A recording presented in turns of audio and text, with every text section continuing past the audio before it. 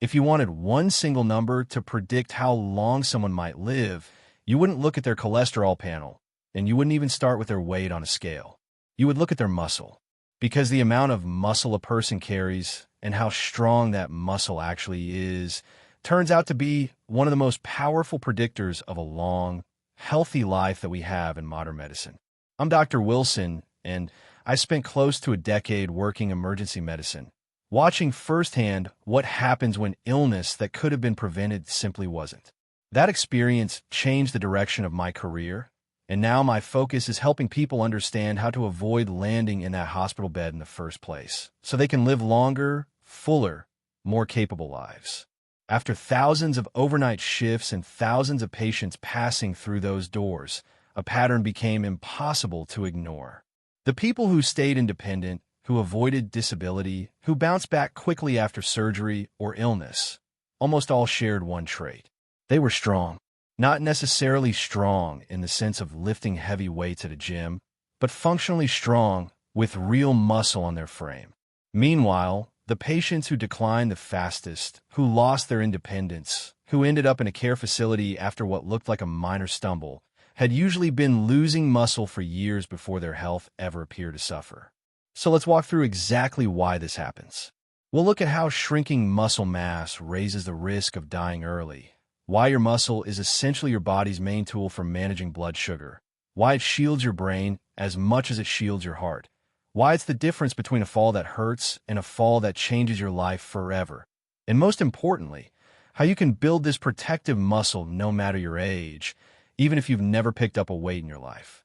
To understand why muscle carries so much weight later in life, we first need to understand when the loss of it actually begins, because for most people it starts much earlier than they would ever guess.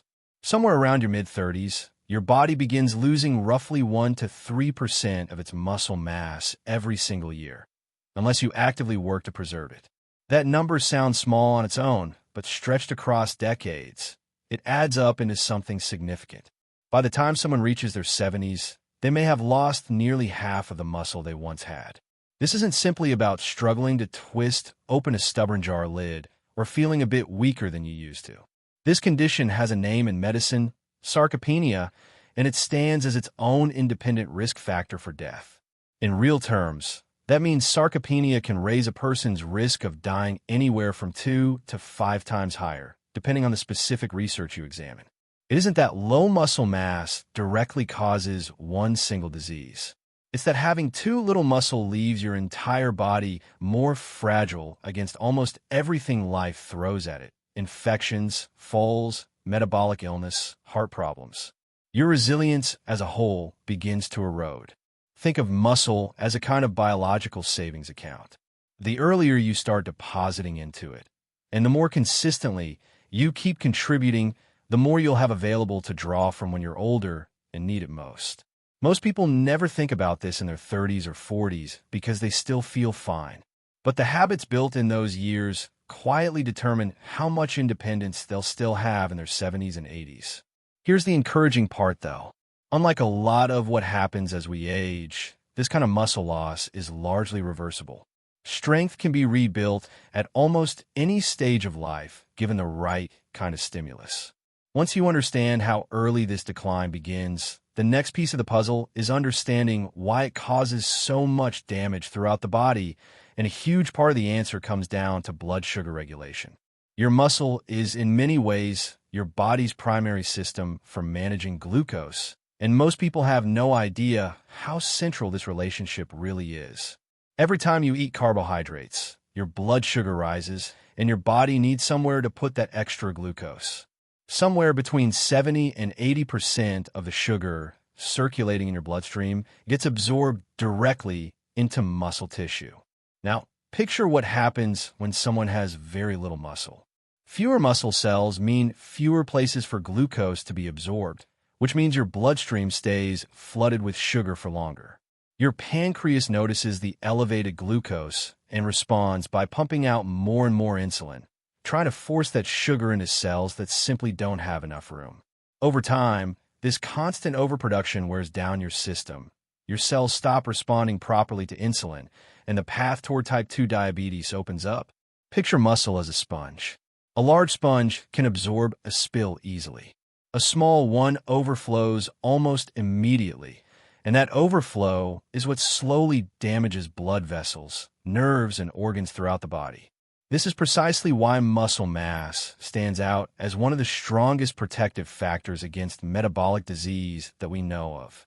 Research consistently shows that even a modest increase in muscle mass, around 10%, is linked to a noticeably lower risk of insulin resistance and diabetes. And this has nothing to do with appearance or athletic performance. It's about the basic mechanics of metabolic health. When you build muscle, you are literally expanding your body's storage capacity for glucose, giving yourself more room to handle the food you eat without triggering chronic insulin spikes. What's especially important here is that this effect holds true regardless of body weight. Two people could weigh exactly the same, yet the one carrying more muscle and less fat will have dramatically better blood sugar regulation.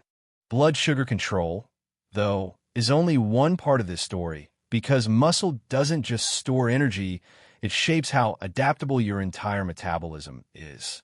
This is where the idea of metabolic flexibility becomes so important for long-term health.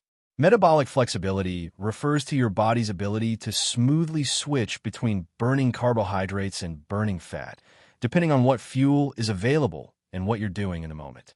Muscle tissue is dense with mitochondria, the tiny structures inside cells responsible for generating energy. More muscle means more mitochondria, and more mitochondria means a greater capacity to burn stored fat efficiently. People with low muscle mass tend to lose this flexibility entirely. They become trapped in a sugar-dependent state, needing frequent meals and carbohydrates just to maintain steady energy. Think of a flexible metabolism like a hybrid engine that switches fuel sources automatically and effortlessly. Low muscle mass, on the other hand, turns your body into an old, inefficient engine that burns through fuel wastefully. When your metabolism is genuinely flexible, you can skip a meal without crashing, you can train on an empty stomach, you could go several hours without eating and still think clearly. That's the hallmark of a well-functioning metabolic system. This connects directly to longevity at the cellular level too. Mitochondrial function naturally declines with age, and that decline is tied to nearly every disease associated with getting older, from heart disease to cognitive decline. Resistance training and simply maintaining your muscle mass is one of the most effective tools we have for preserving mitochondrial health, essentially keeping your body's cellular engines running smoothly, which translates into better energy, faster recovery, and stronger overall function as the years go by. But metabolic health isn't actually the most immediate danger that comes with losing muscle. In real life, particularly in an emergency room, the most devastating consequence shows up far more suddenly. Hip fractures, which are almost always the result of a fall, carry a mortality rate of 20 to 30% within the first year. That means if an older adult breaks a hip, there's roughly a 1 in 3 chance they won't survive the following 12 months. And even among those who do survive, many never regain their independence. They move from the hospital to a rehabilitation facility to long-term care, and they never return to living on their own. Strong legs and a strong core function like armor against this exact scenario. When your quadriceps, your glutes, and your sense of balance are well developed, you can catch yourself mid-stumble. You can recover from a trip that would otherwise send someone else straight to the ground. Your muscles act as shock absorbers, and when they're weak, even a small misstep can turn into a life-altering injury. What makes this especially heartbreaking is just how preventable it often is. Someone with strong legs can trip and simply recover their footing. Someone without that strength goes down hard. The line between staying independent and losing that independence in your 70s frequently comes down to whether you maintained leg strength back in your 50s and 60s. There's also a vicious cycle that tends to follow a fall. People become afraid of falling again, so they move less. Moving less accelerates the loss of muscle, which in turn raises the risk of falling even further. Breaking that cycle requires deliberate strength training and consistent movement, which is exactly why resistance exercise becomes more important not less, as the years go by. Because falls and weakness are so tightly linked, researchers have searched for simple, reliable ways to measure overall strength, and one particular measurement stands out above nearly all others. Grip strength has emerged as one of the most powerful mortality indicators in clinical research, and remarkably, it's incredibly simple to test. You squeeze a small handheld device, and that single reading correlates strongly with your total body strength and your overall health. Lower grip strength has been linked to higher rates of heart attack, stroke, and early death across numerous large-scale population studies. It's considered so reliable that many researchers now treat it as a vital sign, right alongside blood pressure and heart rate. If your grip strength is weak, there's a good chance your legs are weak too, your core is weak, and your overall muscle mass is likely low. Think of grip strength as a battery indicator for your whole body. When that reading is low, it's a sign the entire system is running on empty. A decline in grip strength is often one of the earliest measurable warning signs of functional decline, frequently showing up years before any obvious disability appears. The encouraging part is that grip strength isn't just something you measure, it's something you can actively train. Exercises like farmer's carries, dead hangs from a bar, and simple grip tools can improve not only your grip itself, but your overall upper body strength and day-to-day function. Strength doesn't just protect the body from physical decline, though. It plays a critical role in protecting the organ people fear losing the most, the brain. One of the most important mechanisms here involves something called brain-derived neurotrophic factor, often shortened to BDNF. Strength training meaningfully raises BDNF levels in the body. Higher BDNF supports stronger neural connections, sharper memory, and improved capacity to learn new things. Think of BDNF as fertilizer for your brain cells, and strength training spreads it generously. This isn't a minor side effect either. The boost in BDNF from resistance training is comparable to what's seen with cardiovascular exercise, which has historically received far more attention in brain health research. Beyond BDNF, muscle also helps regulate inflammation throughout the body. Chronic, low-grade inflammation is increasingly recognized as a major driver behind cognitive decline and dementia. Working muscle releases anti-inflammatory compounds known as myokines, which help keep inflammation in check across the entire body, including the brain. There's also growing evidence that people who carry more muscle mass in midlife show lower rates of dementia decades later. The exact mechanism likely involves several overlapping pathways: better glucose regulation, reduced inflammation, improved circulation, and elevated BDNF. But the overall message is consistent: building and maintaining muscle functions as a form of insurance for your cognitive future. What's particularly reassuring is that these benefits show up no matter when someone starts. Older adults who begin resistance training for the first time often see measurable improvements in cognitive function within just weeks or months. So, if muscle influences how long you live, how your metabolism functions, how mobile you remain, and how sharp your mind stays, the obvious question becomes whether it's ever too late to begin. The answer is a confident no.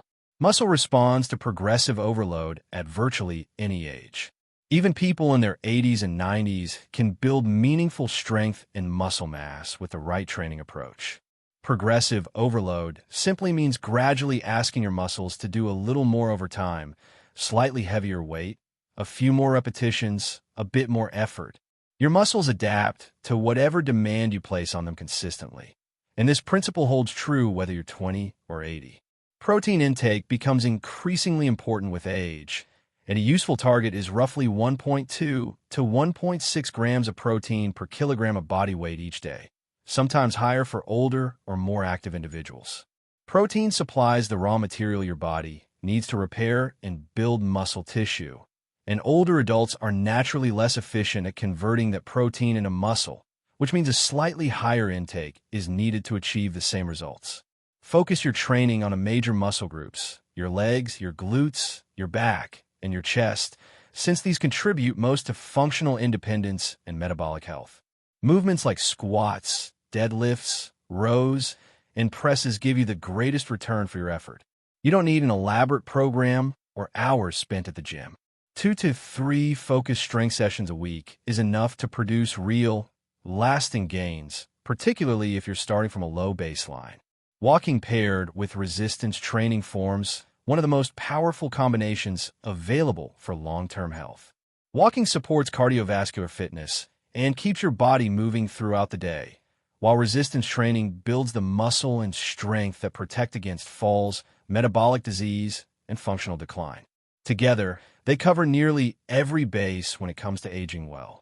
Building muscle works much like compound interest.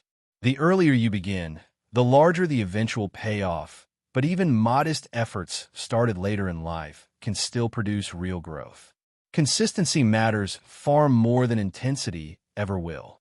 A moderate routine maintained for years will always outperform an aggressive program abandoned after a few months. All of this only matters, of course, if it translates into something practical you can actually weave into daily life. Daily movement should be considered non-negotiable. A brisk 30-minute walk, taking the stairs whenever the option presents itself, and even practicing how to get up off the floor without using your hands. That last exercise doubles as both a test and a training tool.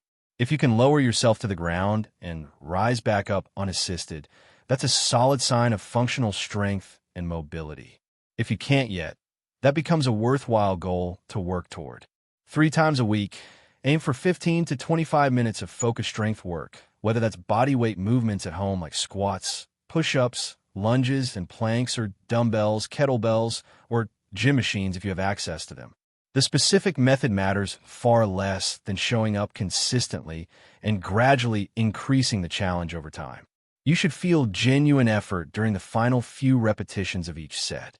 Include grip-focused training as well. Farmer's carries where you walk while holding something heavy in each hand, dead hangs from a bar to build grip endurance, and inexpensive hand grippers you can use while watching television in the evening. These also tend to improve shoulder health and general upper body function. Prioritize a portion of protein at each meal, roughly palm-sized, whether that comes from meat, fish, eggs, dairy, or legumes, spread across breakfast, lunch, and dinner, so you naturally meet your daily needs without having to track every gram or rely on supplements. When you step back and look at the full picture, everything points toward the same conclusion. Muscle was never really about appearance. It's about living longer, staying independent, preventing disease, and keeping your mind sharp well into old age. It may be the closest thing we have to a true longevity organ.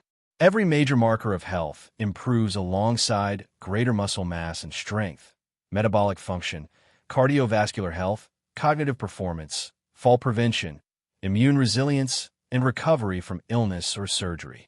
And unlike so many aspects of aging that feel entirely out of our hands, muscle remains largely within our control.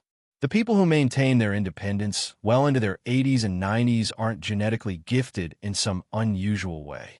They're simply strong, having preserved their muscle through years of consistent movement and resistance training. Their bodies carry reserves that allow them to recover from illness, and when they do fall, they're far less likely to break. Strength is built slowly, but its benefits compound for the rest of a person's life. If you haven't trained in years, that's perfectly all right.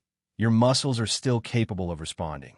And if you're already strong, the goal simply shifts toward maintenance and steady, gradual progress. Either way, what you invest in your muscle today becomes an investment in your independence, your years of good health, and the overall length of your life decades from now.